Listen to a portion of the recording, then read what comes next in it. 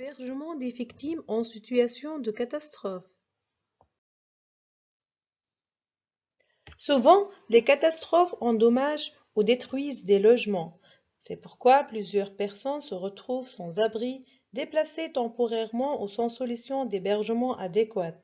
La gestion de catastrophes et des risques liés aux catastrophes vise à éviter, atténuer ou transférer les effets négatifs des sinistres par le biais d'activités et de mesures portant sur, premièrement, la prévention. Et même malgré les progrès de la prévision et les efforts de prévention, des catastrophes surviennent. C'est pourquoi on doit planifier d'avance. Et le passage de l'état de risque à l'état de catastrophe impose alors une gestion de l'immédiat vigoureuse par des interventions de responsables. Et on doit obligatoirement penser à des interventions efficaces de reconstruction et de relèvement post-catastrophe pour endiguer les ravages infligés à l'humanité. L'hébergement est certes essentiel pour assurer la sécurité des personnes, les protéger contre les rigueurs du climat et les rendre plus résistants aux maladies et aux problèmes de santé. Il les aide aussi à conserver leur dignité et à maintenir dans la mesure du possible leur vie familiale et communautaire dans des circonstances difficiles. Vous voyez les efforts de reconstruction d'abris après une catastrophe naturelle, c'était une tempête aux Philippines. Aussi, dans notre pays, lors des inondations meurtrières dans la péninsule du Gabon, les voitures dérivent, un immense tore d'eau boueuse s'est formé sur la roue, des pluies diluviennes se sont abattues sur le Gabon et la pluie l'équivalent de 6 mois de précipitations en quelques heures, l'eau est montée par endroits jusqu'à 1,70 m. Et en quelques minutes, les flots ont tout emporté sur leur passage, véhicules, routes, ponts, habitations. 4 personnes ont perdu leur vie suite à ces inondations. Et devant cette catastrophe naturelle, le Premier ministre s'est rendu sur place pour rencontrer les sinistrés et les décideurs essaient de réduire l'ampleur de la catastrophe par des interventions qui ont pour principal objectif de réduire l'intensité de l'aléa. En plus des pertes de domicile, on peut avoir un domicile mais malheureusement isolé. Tel est le cas lors des chutes de neige en grande quantité dans plusieurs délégations de Jandouba et notamment un drame qui a causé la fermeture des routes menant à ces délégations. Alors, pour la réglementation de ce sujet dans notre pays, on trouve dans le journal officiel de la République tunisienne, le genre, la loi numéro 91-39 du juin 1991 relative à la lutte contre les calamités, à leur prévention et à l'organisation de secours.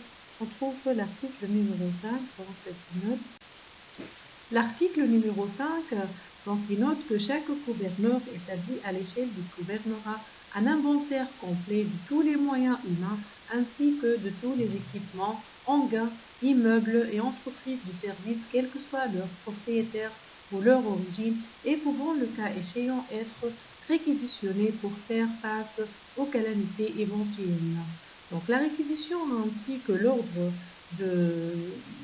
d'application est pris au niveau national par arrêté du ministre de l'Intérieur et au niveau régional par arrêté du gouverneur concerné. Là, on trouve un papier un peu plus récent qui donne un aperçu des différentes législations nationales régulant les questions relatives à la migration et l'asile. Les fiches identifient les lacunes législatives les plus importantes concernant la protection des migrants, réfugiés et demandeurs d'asile en comparaison avec les normes stipulées par les conventions internationales. On trouve là-dedans les développements les plus récents suite au printemps arabe et aux changements politiques et sociaux dans la région, et surtout entre les deux pays, entre la Libye et la Tunisie. Là, on parle de la crise migratoire et des crises majeures qu'ont connues les frontières tunisiennes entre le début et la fin du conflit libyen, c'est-à-dire entre la fin d'octobre 2011, qui a permis au Haut Commissariat des Nations Unies pour les réfugiés, HCR, de tester ses capacités de réponse à une telle situation de crise par des présentations à caractère massif appuyées C'est un déploiement d'un dispositif logistique pour répondre aux distributions de plus de 14 000 tentes et abris d'urgence, ainsi que de plus que 7 500 tonnes de vivres et d'articles non alimentaires au profit des réfugiés, ainsi que de construire des infrastructures nécessaires pour garantir de l'eau potable et l'installation sanitaire dans le camp de Choucha.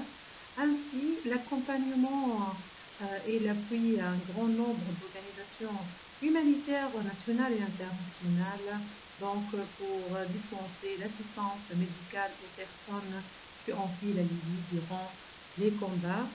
Et même au mois de Ramadan 2011, une campagne de distribution d'aide alimentaire a été mise en place.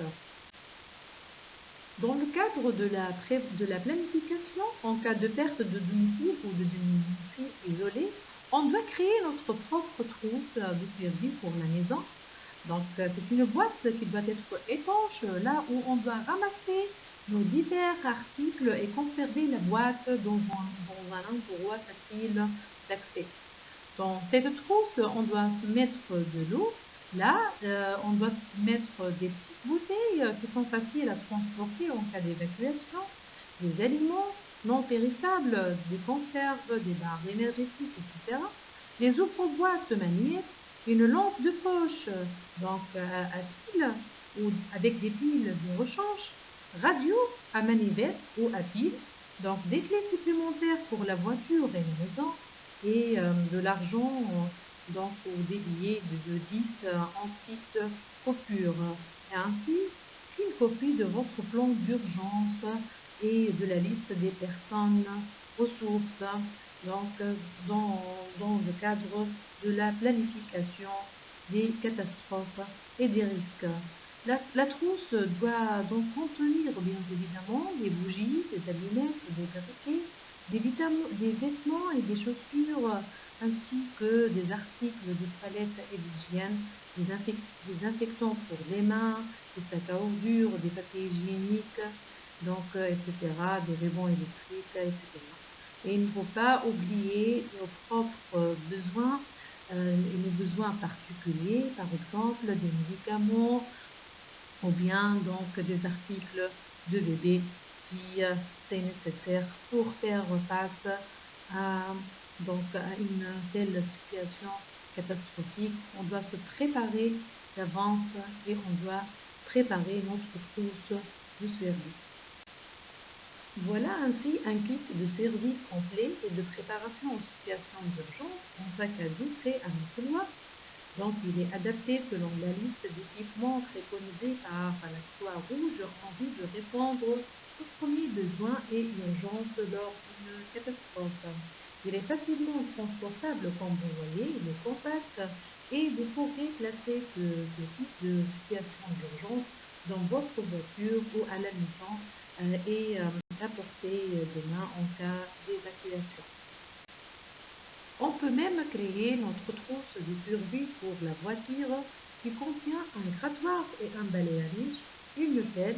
Donc pour les animaux, on doit mettre du sable et de la litière pour les chats et nos animaux, des couvertures, une chandelle dans un contenant métallique profond et des allumettes et des coupuches, une chaîne de remorquage, donc une lampe témoin ou des fusées éclairantes, une lampe de poche, donc un chapeau et des vêtements chauds, des barres alimentaires et des câbles de démarrage, une trousse de premiers soins, donc des cartes routières, un extincteur, un téléphone cellulaire rechargé, un réservoir au moins à moitié rempli. Donc, ce sont les besoins et cette liste elle peut être exhaustive pour faire face aux différents types de catastrophes qu'on peut rencontrer.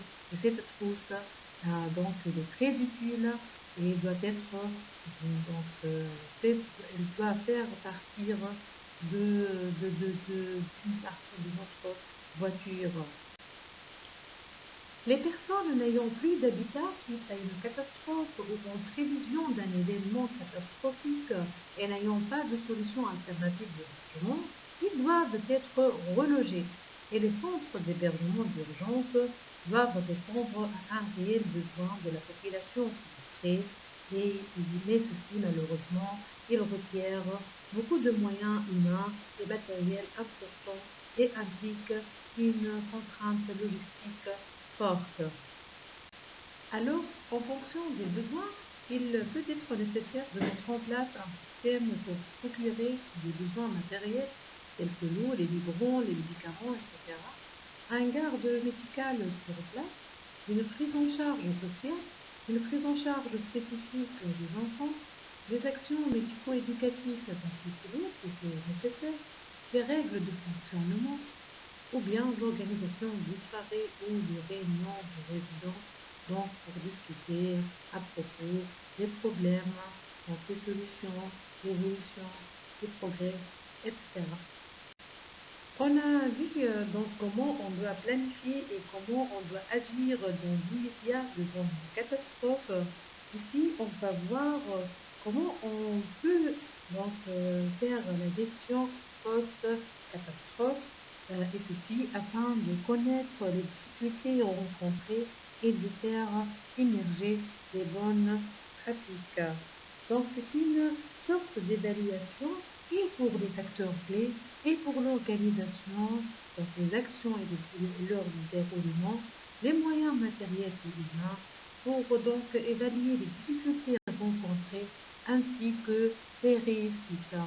Par exemple ici, donc, on a évalué le soutien des populations, leur accueil, l'assistance matérielle, donc l'hébergement, l'habitabilité, le soutien médico-psychologique, etc.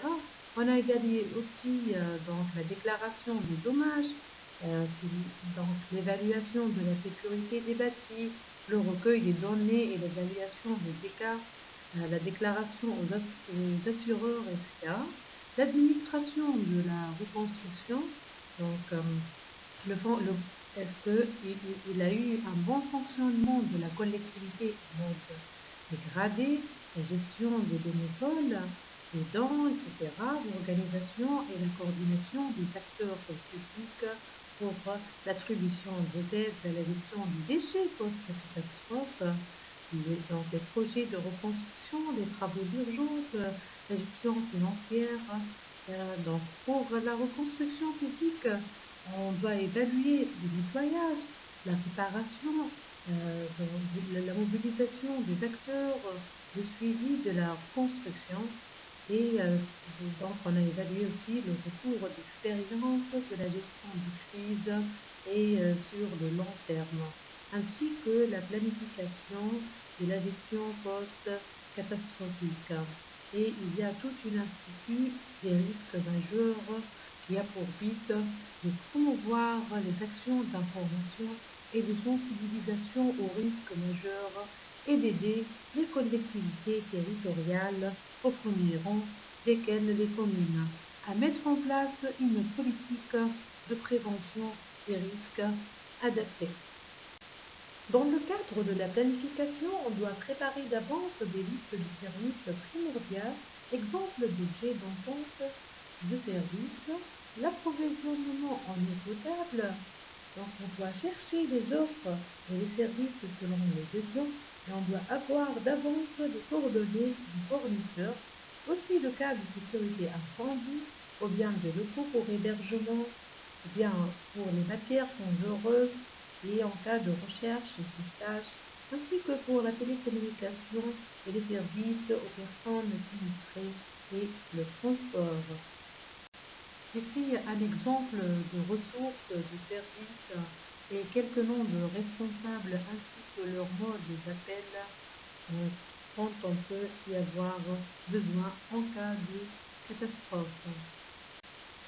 Pour les mesures de protection de la population, les mesures de sauvegarde des biens ainsi que pour les mesures de rétablissement, ils portent essentiellement sur l'évacuation et la mise à l'abri, l'évaluation et la surveillance des effets sur la santé, l'hébergement et les autres services des personnes sinistrées, le maintien ou le rétablissement des services de base, la réintégration et la contamination. Pour l'évacuation, c'est une opération qui est complexe en raison du grand nombre de ressources nécessaires pour évacuer, de la perturbation des activités et du besoin de reloger et d'assister les évacués pour une période plus ou moins longue, et la décision d'évacuer est prise par les autorités municipales lorsque cette mesure est jugée la plus efficace après analyse de la situation. Dans certaines situations, par exemple, tel est le cas d'un risque d'explosion, cette décision, elle va de soi, alors que dans d'autres cas, les nuages toxiques, etc., elle est beaucoup plus difficile à prendre, et la possibilité de mettre les gens à l'abri dans leur résidence ou dans des lieux où ils se trouvent peut aussi être envisagée, donc selon les cas et les natures de catastrophes.